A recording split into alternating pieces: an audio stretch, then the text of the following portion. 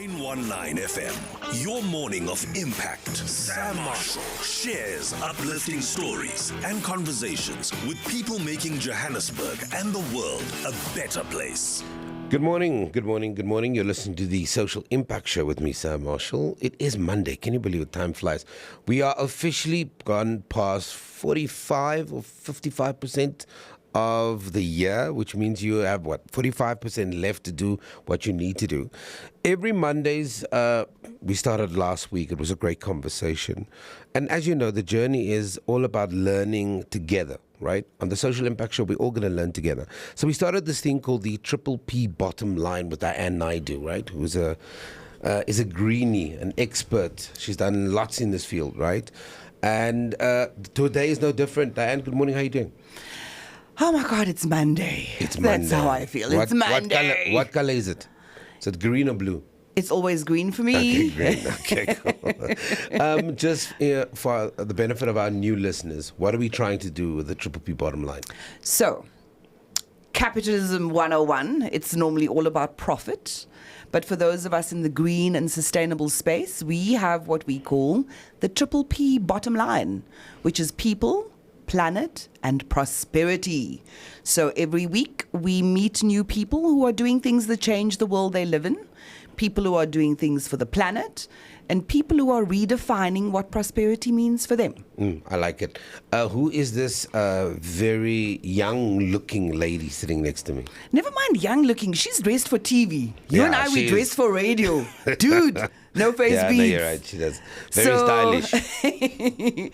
So this morning we have Ntwanano Mdaka, who is the Strategic Marketing and Brand Manager for the Masingita Group of Companies. So it's a group of companies. She's come into studio with like a whole entourage. Talk about squad goals. Yeah. Good morning, Ntwanano. I've never seen celebrities come in with so many, but they obviously operate differently. Good morning, everyone. Finally nice to be here this morning. And yeah, let's see what happens. The entourage, it's for support. So I don't get too nervous. These are our future ancestors. I'm so convinced these are our future ancestors.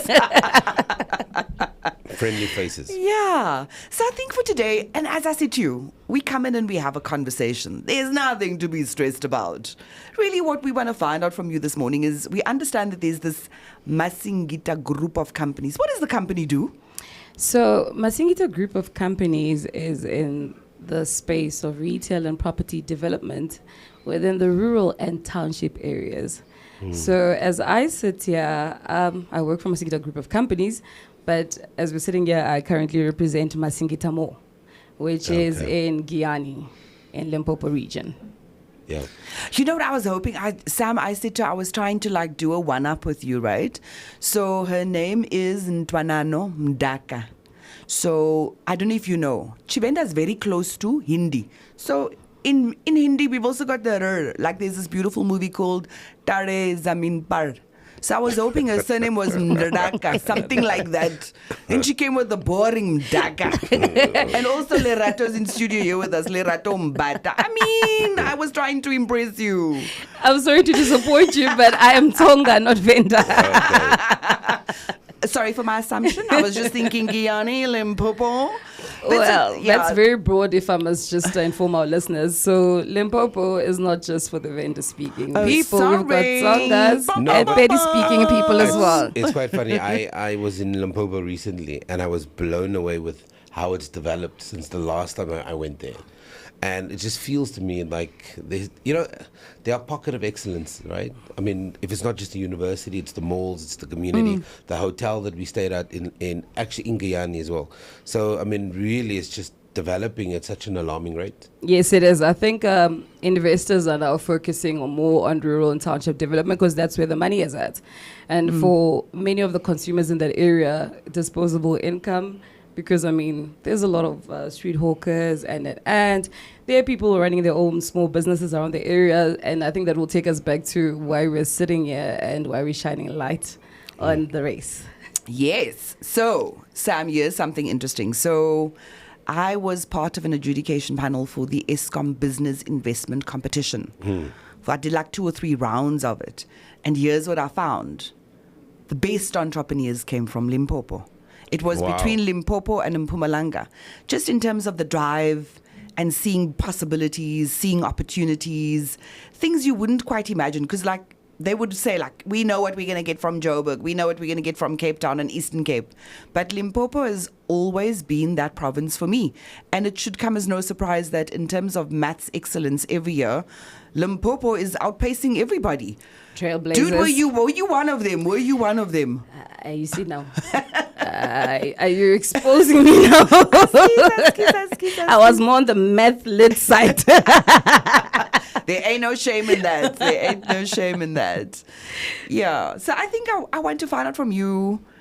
And I think it's always interesting for me, Sam. It's like, what makes you go into a specific line of work? Like, you know, you get many people who maybe studied law and after their 7th year, they're like, I want to become a nail technician. Or a chef. There's nothing wrong with being a chef, Sam. Yeah. So, Ntwanano, I want to know from you, what was your path that led you to Masingita Group, like right now, where you are? What was your journey? So, this one, I don't know how I landed here, hey? But I think as a start, I went to varsity. I actually did logistics, transport economics and logistics. After that, I didn't pursue it at all. I ended up in sales for mining supplies in Palabora, as I am from Palabora. So I worked there for like, I think 3 years. And then I moved to Guyana. Got married in Guyana, had babies. And then there was a marketing manager post that came out for Masingita Mall. At that current point, I think I wasn't employed. And I said, I've done sales. Can't be that bad. I mean, they're interlinked. Let me just try it. Let me just give it a shot. I gave it a shot. I got a call. I went for an interview. And I think my interview was one of the hardest because I actually got to even have an interview with the chairman himself. Wow. Yes. No pressure. And then I started doubting if I'm actually getting this job because, wow, how many interview processes should I go through to get this job? Long story short, got in as a marketing manager for some of the sites in the northern region, which was Masingita Mall, Crossing, and Mangalani. Well, like I said, because we've got 13 shopping centers nationwide. Wow. So I worked as a marketing manager for about, I think, 3 odd years, and I got a promotion last year as the strategic marketing and brand relations manager. Wow. Bless. Yeah. So that for me was like a big milestone because I mean it was no longer just about marketing and just putting the brand out there. Also now representing the bigger group or the bigger vision of the entity. So that's where I'm at currently, and yeah. Well done. You know, like we'll say, like as black people, we say jobby job. Jobby job. You just applied for this job. There you are with the chairperson. I love the fact that in South Africa, we are seeing more black property investors, people who own property. Come on, Sam. Yeah. I'm just saying you can think of any mall, any big business. It's not many black people who are owning those spaces. And it's a very different market to pitch to, right? Yes, it is. Because that market is constantly evolving. Like you talk about economically active people, you talk about disposable income. What's your experience been? I'm just saying, like, what does a day in your job look like? Does it mean you just sit in strategy meetings and marketing and brand? And what is it that you do on a day-to-day basis? So we deal with customers and we deal with tenants. Okay. That's day to day. So I am stationed at Masingita Mall office. That is in Guyana.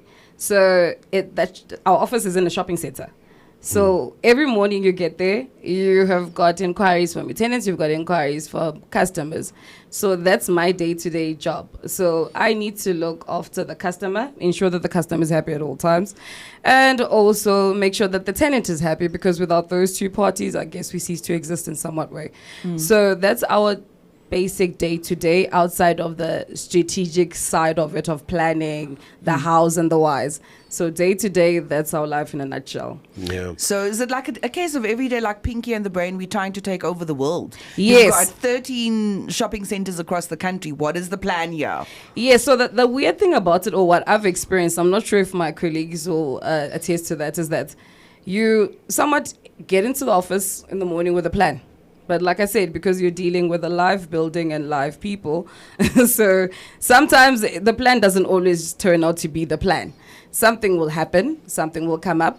But I think that's the nice thing or the exciting thing about our space and my job, is because I never really know what I'm getting into on that particular day, which is a constant or continuous challenge. And I find adrenaline in that. So I find I'm like a junkie when it comes to adrenaline. So that excites me to the core. So tell me, like the makeup of stores, and here's something that a lot of people don't know. So Sam, I don't know if you've noticed, like at these new shopping centers that pop up, right? There's like a combo. There's a crazy store, there's a Clicks, and there's a pet store. So I didn't know until I checked in with one of my chums, I think it was Bonolo, had said to me that those three come as part of a package. So they become anchor tenants around like a Checkers or a Pick and Pay or a bank or something like that. That's tenant mix, right? Yeah? That's the tenant mix. The tenant mix, yeah. So apparently when those three come in, you've got a shopping center. That's basically the formula. What's the formula for the Masingita Group of Companies? You've mentioned you've got colleagues here from, is it Makado? Makado Crossing. And Protea Glen. Yes. So what is the mix for you? What makes a great shopping center or a great mall? I think not having to focus on a blanket approach from my experience. So I think that is obviously put together from inception, from a development phase, that there's a feasibility study, there's a group of people that sit around the table and see what would make a great shopping center. So as it was stated, it speaks to the tenant mix. So the overall tenant mix is then determined based on the feasibility of the area. But what you'd find quite exciting about our shopping center, although they're in the rural and township areas, is that we've got premium retailers, within our shopping center. So I've been surprised to see people like Woolworths and these really big brands kind of come into the spaces. Yes, that is happening. So we are growing in the rural and township spaces. We are diversifying. There is that development. There is that improvement in the economy as well. So like I said, blanket approach, always based on what works for this area, what is going to work in the next few years as well for the area. So it doesn't kill to dream big. It never does. Yeah, it doesn't. I think what I'm really keen, and it's probably not a question for you, it's probably for our Minister of Finance or the Minister of Small Business. Like I've always wondered, because like that little spot we used to go hang out at Lenova. So it's a tiny little shopping center. Of course, they've got their anchor tenants. But what I've always wondered is like, if you're taking your business from A to Z, or A to B even, never mind A to Z. If I've started a business, I've got a home business, I want to get inside a shopping center. And I think that's when people feel like they've arrived and they've made it in life, right? They're inside a shopping center. How accessible are you making that for small business owners? Is there a plan within Masingita? Again, it's my assumption always, like we are black, we want to help each other, see each other move forward, level up. Like what sort of plan is there in place from a Masingita point of view in terms of paying it forward, or like just that next level up for small business? So again, I think I'll speak on a shopping center that I'm based in every day, which is Masingita Mall. So in terms of accessibility, in terms of wanting to find out how you then can access space or to let in our shopping center, we have a division, leasing division that speaks to that, where the inquiry can then be taken up. But our offices are also open, where you come into our offices, you say, look, I have this business, it's a small business that I'm currently running in my back room, and I want to run it within the shopping center. That is also part and parcel of what we do operationally, where we do try to advise on what would work and how you need to best approach it when you do make your submission for the application to let in our shopping centers. But I think long-term plans in terms of empowering in that regard, I think that's a conversation we need to sit around the table going forward with the bigger team to discuss. Yeah. I think like also what I've seen is, I wouldn't call myself a fashionista, but I do love myself some beautiful and cute little pieces of clothing. So just an idea, probably not a new idea for you, Ntwanano, sitting over there. But I think what is really working in some spaces, Sam, I don't know if you've seen it, are these pop-up stores. So it's shared space for different brands in one space. And I think like the neighbor goods market is a good example of shared space, shared value, shared economy. And on our show, as we said, we're all about the triple P bottom line, which starts with people. So I'm not sure, is that something you might be looking at in terms of, for example, I'm just saying like the neighbor goods market, or all these, what do they call these farmers markets, right? Yeah. These different farmers markets. Are those things that you also do at your different malls to support small business? Yes, actually we do. So with us, we are campaign focused. In our shopping centers, we're campaign focused. So every year there's a calendar of events that we set out for a particular shopping center. Sam, did you get your calendar? I didn't get my calendar. Have you seen anything? I did not even know. I've checked my mails. I'm I haven't busy seen listening. any calendar. So there's I'm learning as we Dude, conducting Shay, this we interview. make the circle bigger here, not smaller. So it's called a marketing strategy. So the marketing strategy speaks to how we're going to roll out campaigns and activations within our shopping center. So for some of our shopping centers, just like Protea Glen recently had a youth initiative where they were empowering the local youth SMMEs by providing space within our facilities. Sam, where's that sound effect? And this was the second, I think that was the second annual one. We had one last year. It was a very big success. And that's where we use that platform to showcase what you're selling or what services or products you're offering within our shopping center, because we do have that, the client or the I'm customer. going to come up with a base. jam, Sam. I'm going to come up with a jam. Please do. Different types of jams. Please I'm coming do. to that market. And then speak Right? to Protea Glen. She's to right Lerato. here. Larato's right here. And then we've also got, Yeah. during Heritage Month as well, we've got an activation for those who make artwork, like beadwork and all types of crafts within our area. I think Nico actually does something like that at Masingita Mall, where you've got people that come and showcase what they do with their hands in our area. You know what is interesting for me? I spent an entire year traveling with a client, right, going from province to province. And often you think about, you see this beautiful mall. And I think the malls that guys like you built, I think they've learned their lessons from the Sandton cities and stuff. So it's structurally simplistic in its flow. It understands how it needs to kind of operate from the taxi rank to how people even get into that spaces, right? But I often wonder, you talk about all these amazing initiatives. I always wonder, what is the reaction to communities when a mall comes up? Because I was in Limpopo, and there are two malls, not even 5 kilometers away from each other.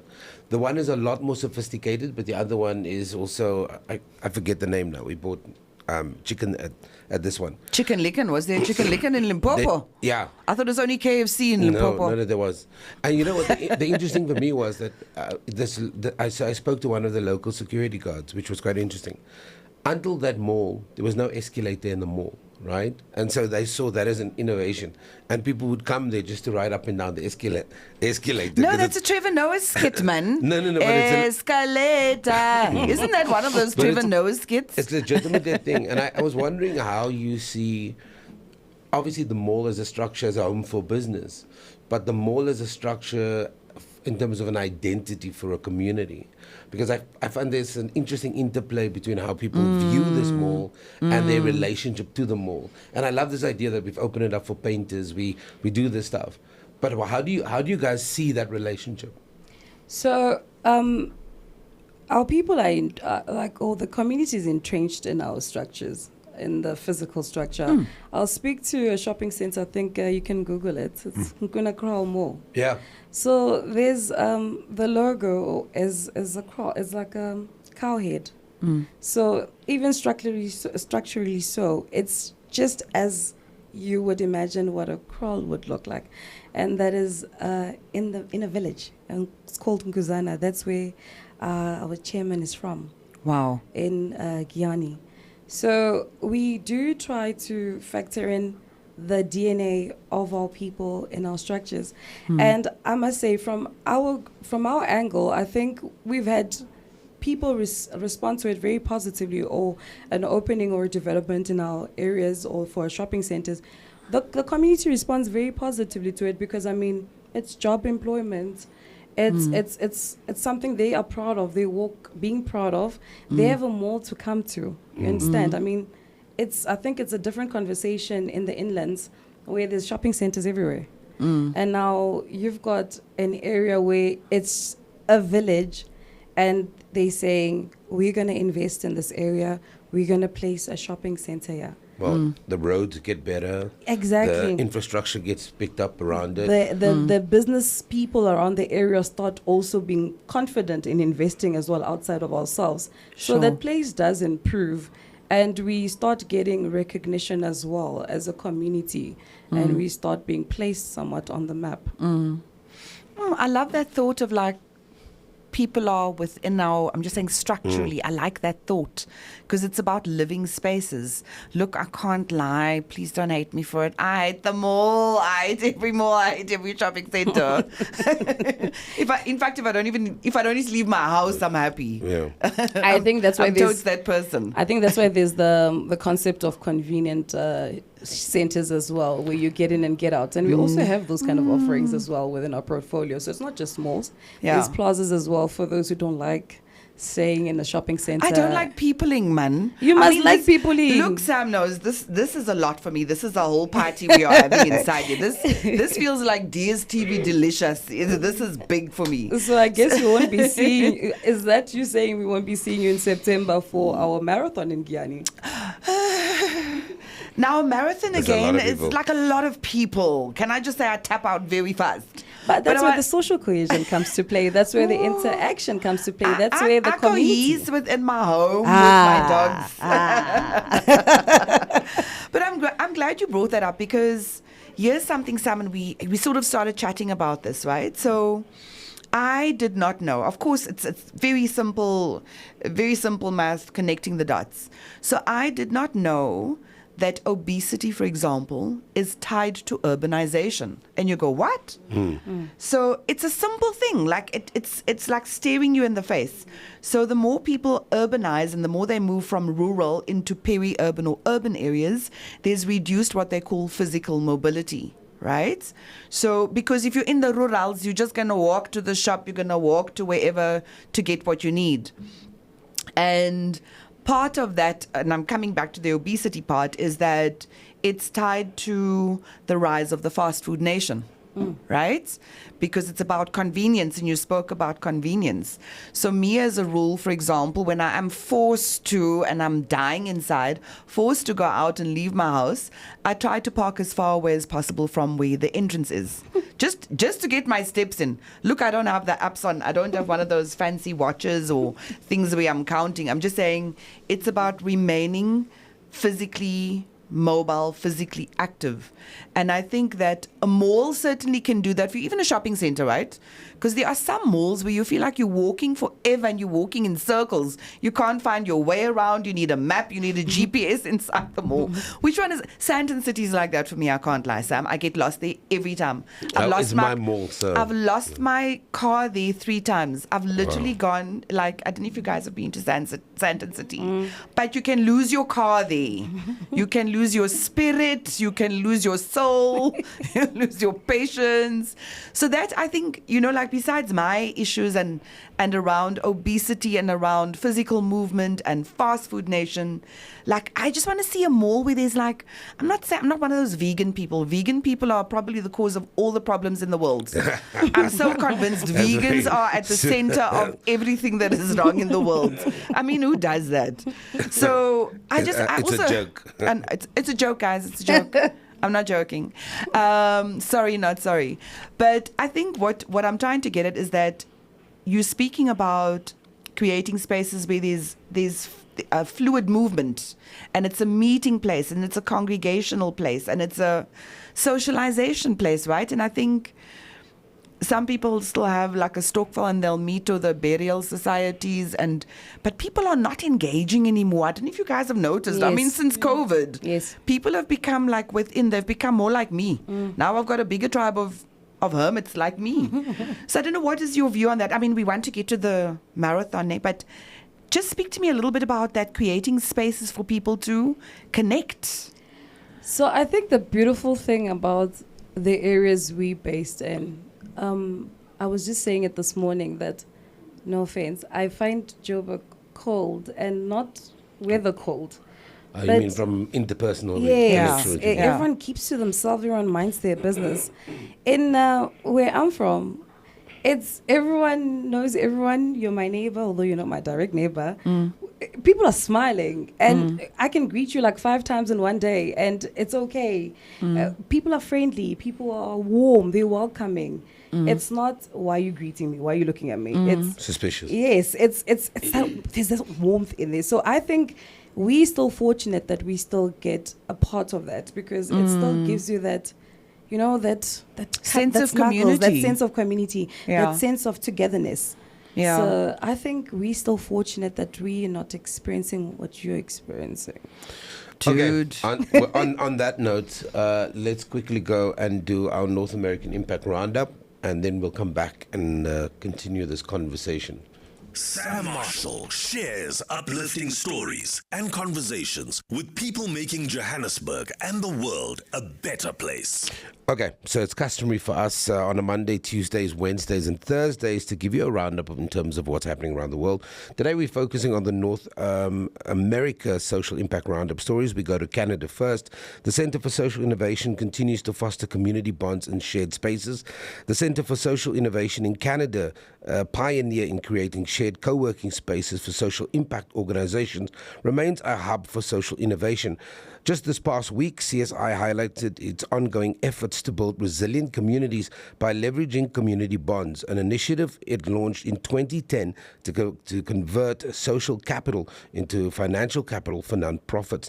This approach exemplifies how social innovation can create tangible economic value while strengthening community ties and supporting thousands of social impact organizations across Canada.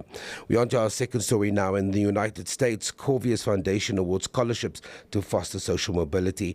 In the realm of corporate social responsibility, the Corvius Foundation in the United States recently announced a $50,000 in scholarships to children of employees. This initiative, part of the company's long-standing commitment to educational opportunities and employee well-being, demonstrates a focus on investing in human capital and fostering social mobility within their extended corporate family. Such programs contribute to the social capital of communities by empowering individuals through education aligned with broader CSR goals.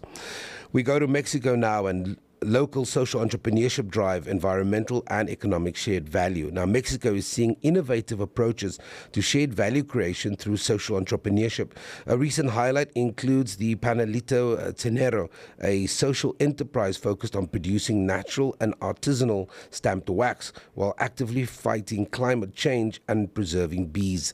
This initiative not only contributes to environmental conservation by reducing the negative impact of toxic substances on biodiversity, but also supports the local beekeepers' economy, demonstrating a clear case of creating both environmental and economic value for the community.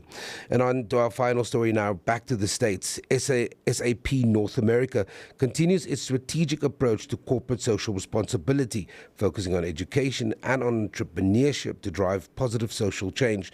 Through initiatives like their annual month of service and employee-led volunteerism, SAP leverages its talent, technology, and capital to foster economic growth, job creation, innovation, and community development across the United States and Canada. This comprehensive CSR strategy underscores a commitment to creating lasting societal benefits by aligning to business goals. Okay, that's a wrap of our North American Social Impact Roundup stories. Tomorrow we'll focus on the African continent, and it's our job to let you know what's happening all around the world from a social impact space. Feel good anytime. 919. Okay, so we continue our conversation. Diane Naidu's here. It is triple P bottom line segment that we do every Monday. And just for the benefit of our viewers, who are we speaking to today, Diane? So today we are speaking to Ntwanano Mdaka, who is the strategic brand and marketing manager for the Masingita Group. They own 13 group of companies. They own 13 shopping centers around the country. And as Ntwanano has said, they plan to take over the world. Yeah. 13 and counting. And I think we had a great conversation about not only the vision of the organization, but that interplay between setting up these communal structures that tie directly to the communities and then facilitating opportunities for people in those communities. Yeah. And not just being a hub in a space that takes money out of the community, but also using those hubs to create employment for other people. Yeah. So I think that's, for me, like what you guys are doing is amazing. You're growing the local economy. And from a proudly South African point of view, we want to get to the point where we insulate our economies, right? Where we become so impervious to global things that are happening. And I love that you are doing that. But the one that I really want to talk about is that social economy, like the social license that you are literally equipping yourselves with. I think you've got your marathon in its, is it the third year this year? Yes, it's the. Tell us third about year this marathon. Look, I'll just say, Sam, as everybody who knows me knows, if there was a zombie apocalypse, I'm dying first. Me, I ain't running. I'm just not running. I cannot. I refuse. I don't know if someone is not chasing you. I don't know why you are not. Why you are running. It just doesn't make sense. But that's me. Ntwanano, what is this marathon all about? So this marathon started, I think, 3 years ago. When we, as I stated earlier, we have campaigns that we roll out within our shopping centers, initiatives that speak to directly the shopping center and also tying back to the community. So we came up with a marathon. We wanted social cohesion. We wanted people to engage more with one another within our space and not just retail. We wanted to see our people vulnerable. And I think this started 2023, where we had, at first it was just an idea and we said, let's try it out. So we had about 500 participants initially targeted, but we ended up, I think, with 650. Wow. And we had people wanting to participate, but unfortunately, due to logistics, we couldn't take in more. It was a success. It was exciting. First one, people were very receptive. We had a lot of locals that participated. We had 5 kilometers, 10 and 21 kilometers. So it was just a half a marathon. And then last year... Is Limpopo like the Kenya of the marathon running, I wonder, in South Africa? So there's quite a lot of running clubs in Limpopo. Yeah. And we were working with our local club in Giyani, which is the Giyani Gallopers. I think they've got over 200 affiliates. Wow. So we partnered with them because, I mean, they are in that space of health and wellness. And seeing that in our area, we still do physical labor. We still have people, like I said, we're in rural and township Farming. development. So they're still farming, agriculture, where you're keeping fit, like you said, putting in those steps, Jobby not just job. walking. It's Yeah. job. Some people actually do it because they love it. I mean, I've got in my family, my aunts and them, they still go farming, and not because they're trying to generate income. It's because it's what they know. It's their way of life. Yeah. They love it. So we still have that. So we said, let's put people together in one environment or in one room and get them to gel and blend with one another. That was the initial concept in the beginning. We had 500 people participate. Last year, we decided, let's tie it up a notch or take it up a notch to 42 kilometers. So last year, it was mall to mall. So 42 kilometers was starting at Masingita crossing, which was in Malamulele. I think it was Malamulele. She says it so fast, like we all know Malamulele. So Malamulele is an area that forms a part of the Mopani region within we learning Limpopo, and we growing here. Yes, We listen, so- but we don't judge. We have a shopping center there. It's called Masingita Crossing. Okay. So we had a mall to mall. So 42 kilometers started at Malamulele and finished at Masingita Mall. Wow. So that as well was also quite an exciting thing to see. We had the people in the area, the local villages, we had the community as well participate. We had sponsors that were also very receptive. So that was a beautiful thing to see as well. So this year we decided, hey, let's start being quite very more serious about this and not just running, As but like a side project. yeah, let's broaden the project. So this year we decided, let's start creating legacies through the race. Let's start What does that mean, legacies? Yeah, I was just going to ask, dude. So creating legacies, that's what our tagline is for this year. Okay. Is that you can create legacies in any which way that you define it. And like I said, I gave an example about how we have street vendors in our area, like Mama Cindy. So we have a brand ambassador for this race. Her name is Fulufelo Masindi, who is 58 years old. She's a street vendor. She runs every morning. Why? Lerato, I mean, Sam, why? She's creating a legacy for herself. And I think... You're speaking to somebody who doesn't like running. She's creating a legacy for herself. I think even with us having to interact with her, like outside of the planning of the race and the everything else. When we spoke to her, she said, "This is my legacy." She spoke of running as a legacy to her, that when I die, my kids will still remember me like this. Can I ask you a question? I saw something really interesting on my trips to Thailand, right? If you're in Central World, what they did was, obviously there's this big, beautiful mall. It's one of the top 10, top 15 biggest malls in the world. But what they've done is they brought in local cuisine on a Friday and a Saturday night. So built this beautiful area and very beautifully curated space. Inside the mall is obviously world class, whatever. Outside they brought all the local traditional Thai stalls. And now you're talking about this Mama Cindy, who's a hawker, right, a street vendor. What is the relationship between onboarding street vendors and getting them business ready for those spaces? Because I found that Thailand for me was a perfect example of marrying kind of modern with tradition and being able to drive tourism around it. How do you guys see kind of because we all know that if you drive those areas, there are vendors just outside the gates, right? They're all over the place. And we mean vendors, not vendors. It's just for clarity. Vendors, not just vendors. for clarity. But how do you guys see that relationship? Because I've seen it work in other places in the world where, I mean, in their space, it's not every day, but they've curated the special space on a Friday and a Saturday where you can actually get traditional Thai food that is off the street, but in Central World. How do you look at vendors? So we don't perceive them as competition nor a threat. Hence I said, and not in a negative way, but hence I said that we try to entrench the DNA of our locals within our shopping centers, such as the structures when we speak about our calendar of events, when we say that we've got various events all going out there. So that's where they also fall in as well. When we've got initiatives that speak to them, because you always want to try and create activities that not only speak to your shopping center or drawing feet to your shopping center, but also showing that you are also supporting the locals. So as well as, like you said, your street vendors, but the likes. For example, Mama Cindy herself.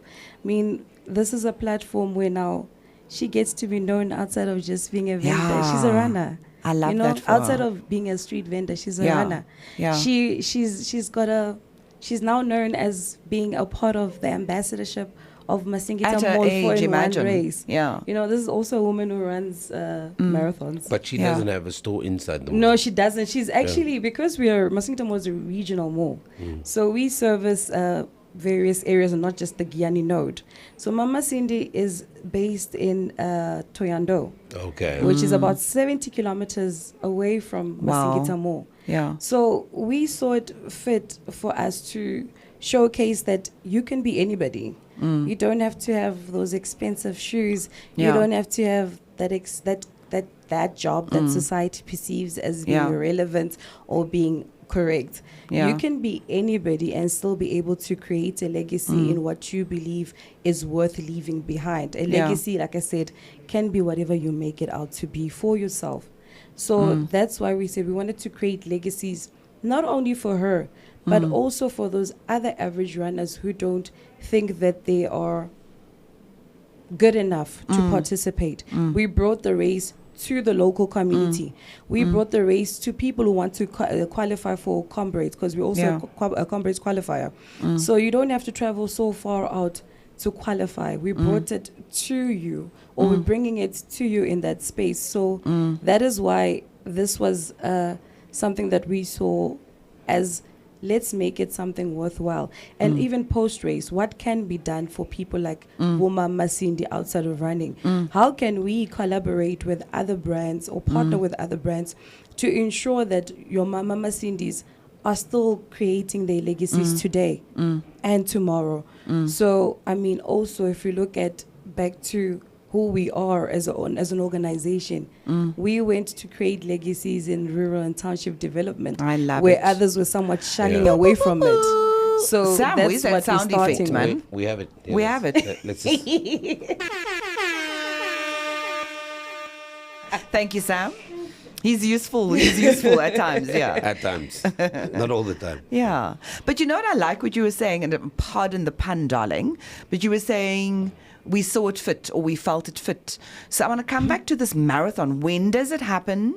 I love that you said it's one of the qualifiers, because the only one that I knew of, Sam, was the Wally Hayward Yeah. as a qualifier for Comrades. What date does it happen? How do people apply? Or is it an application, or must they submit? And how does that whole thing work? Like, just tell us a bit more about that. We're running out of time, so I want to get to the meat. So the nice thing about it is that this race, now before we get to that point, so this race, like I said, outside of Mama Cindy as well, it's also empowering our locals.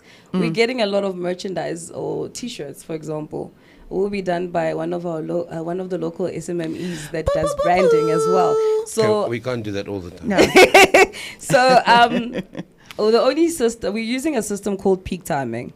So it's everyone can log on to peak timing and register for the race on peak timing. So all you do is go on peak timing and search for Masingita Mall 4-in-1 marathon, and that's where you get to register for your race that is taking place on the 13th of September 2025 on a Saturday at Masingita Mall. What time? I know it's early. I know it's super early. We're going to start at 5:30. So we're Not going to too have bad. people from all around. We've actually, when we're looking at the data, the data that's been captured thus far, we've actually got people from Kenya as well that are going to be participating. Didn't I say Kenya earlier, guys? I mean, I did say Kenya. Yeah. And we also are seeing that we've got people in the inland as well that have also started entering for the race. So we are bringing people not just locally to come and participate, but we're also calling out people in various places to come and participate. Everyone is welcome to participate. What I also like is, which is maybe, I don't know if it's an unintended consequence or if it's deliberate, is that if you're people traversing from one mall to the other, you said it's 42 kilometers, I think the idea is also is that you're showing this area very differently.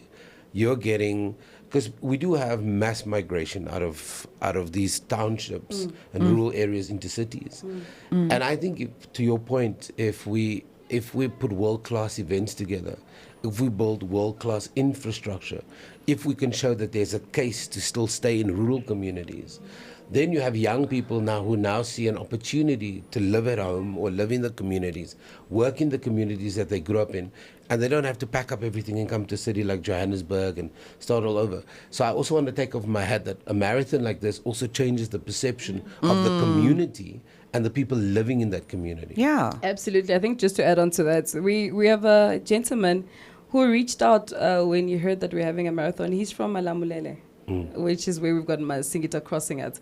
And he said, I want to participate, but I'm not sure how. And then we sat around the table with him. And he studies physiotherapy. So I said to him, look, we'll give you that platform to showcase what you can do, because long-term, he saw an opportunity to have a rehabilitation center in Malamulele. Instead of bringing it to the city or getting his degree and saying, I'm going to the city to do this, he's now seeing that there is an opportunity because of races like this are showing that there are proactive people that do need rehabilitation, that do need education on dieting or healthy eating or healthy living as well. Yeah. So that's why I said that this race, as when we started initially, it was just let's come together and just run. But you're starting to see that there's The offshoots. Yes, and stuff. there's a lot of things that we're doing that is impacting us directly and impacting those around us. And even with our local service providers that are rendering services like providing us with the merchandise, they've also given us testimonies to say, look, since we started working with you, we're getting more opportunities and people are starting to recognize us. And that alone is, for me personally, as I came up with this concept, it makes my job worthwhile because I don't just want to wake up and go to work, but I want to wake up and make a change in someone's life. If somebody can tell me that you've changed my life or impacted my life in a positive way, I think for me that makes me so happy because I know I can look forward to doing that for more other people, that there's a change that I'm imparting in the community or impacting the community positively. Oh, it sounds very Mother Teresa vibes here. You are only just changing the world. A little by little. And I think we also want to find out, so love the initiative. And I don't mean to put you on the spot, but you've got participants, you've got this retailer that's helping with merchandise. What other types of sponsorships or participation are you welcoming? What are you looking for? Like, I'm just saying, with it's only in its third year, it's going to grow. So what is there, for anyone out there who's listening, there might be a corporate marketing manager who is exactly the same as you, looking for something like this. What is it you're looking for? One would think that the core focus would just be on the actual day of event, on the 13th of September. But as I mentioned, and still I'm highlighting that this has just turned into more than just a race. We are creating legacies. So if you want to sponsor or partner with us, it doesn't necessarily have to be on race day. It could be post-race, where we speak to what are we doing for people like Bumama Masindi after the race. How do we then elevate them or empower them to come out of being just there on the street every day? How do we create an impact in their lives so they can go and create impacts on other people's lives?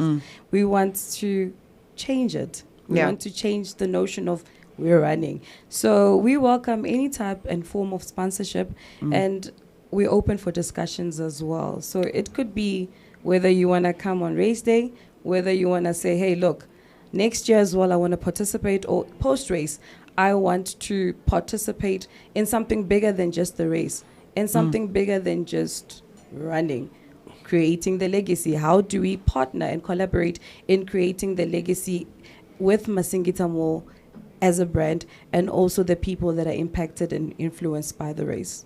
Cool. So I think we're going to be wrapping. Sam, how much time do we have? 30 seconds. So where do people find you? Thank you so much for coming in, but where do people find you? How do they get in touch with you? So they can call me on 064 6583995 or email me at Ntwanano. Can you spell that first? Ntwanano.Mdaka, MDAKA, at Masingita, which is MASINGITA, G for gold, C for Charlie, .co.za. Or just Google Masingita. Or just Google Masingita, get the landline and say you want to speak to Ntwanano. Danko. Thank you, guys. It was great. Okay, that's how we wrap our triple P bottom line segment. It's all about people, planet, and prosperity. We do it every Mondays between 9 and 10, and we appreciate you for listening. We are literally 2 minutes away from the news.